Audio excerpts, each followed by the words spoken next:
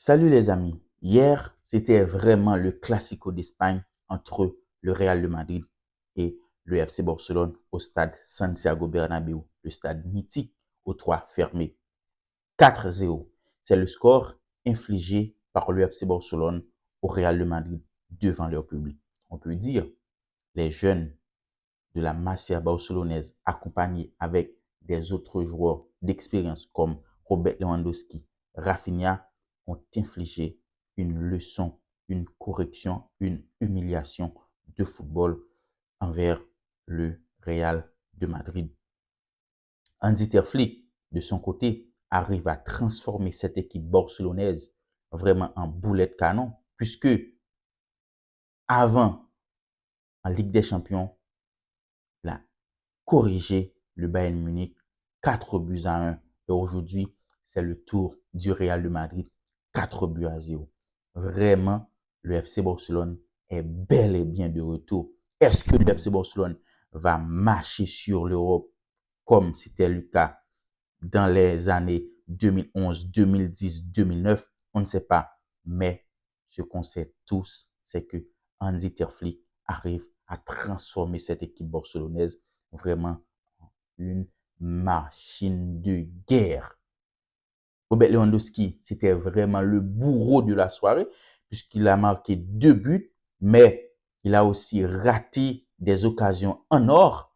Et il y a aussi Lamine Yamal qui devient le plus jeune joueur à avoir inscrit un but lors du Classico en Liga en dépassant Raúl González Blanco. Il y a aussi Rafinha qui confirme sa bonne saison ou encore sa bonne début de saison avec le FC Barcelone puisque lui, à la 84e minute de jeu, il a marqué le 4e et le tout dernier but de la partie pour le FC Barcelone. C'est vraiment Robert Lewandowski qui a ouvert le score à la 54e minute de jeu. Robert Lewandowski encore 56e minute de jeu. Lamine Yamal 77e minute de jeu.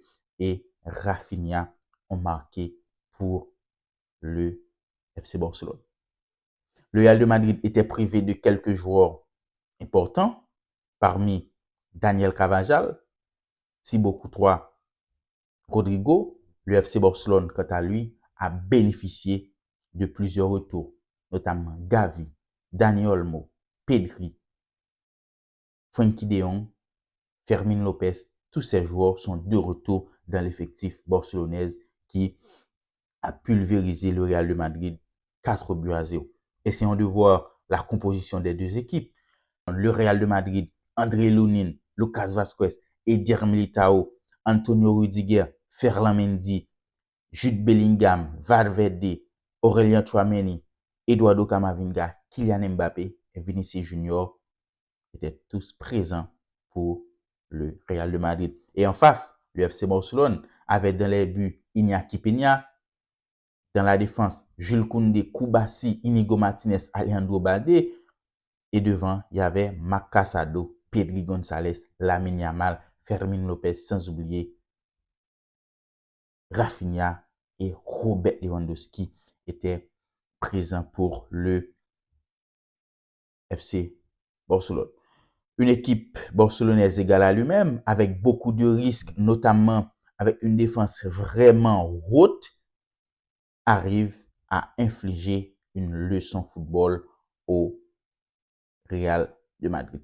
Il y a des journaux espagnols qui ont pour titre démontada au lieu de remontada. Hier, c'était vraiment une démontada que le FC Barcelone a infligé au Real de Madrid. Il y a aussi Mundo Deportivo qui déclare que l'Europe a peur du Real de Madrid et le Real de Madrid a peur du FC Barcelone. C'était vraiment le cas hier. Il y avait un record aussi, mais c'était du côté négatif puisque Kylian Mbappé devient le premier joueur à avoir été signalé hors jeu dans un match pendant 8 fois et tous les joueurs du Real de Madrid ont été signalés hors jeu pendant 12 fois dans le match. C'était vraiment une leçon tactique de Hansi Flick infligée à Carlo Ancelotti Jude Bellingham, c'était vraiment fantomatique. Vinicius Junior n'était pas dans le coup. Il a raté pratiquement une occasion. Mais n'en parlons pas de Kylian Mbappé, lui qui était hier vraiment du n'importe quoi sur le terrain pour le Real de Madrid.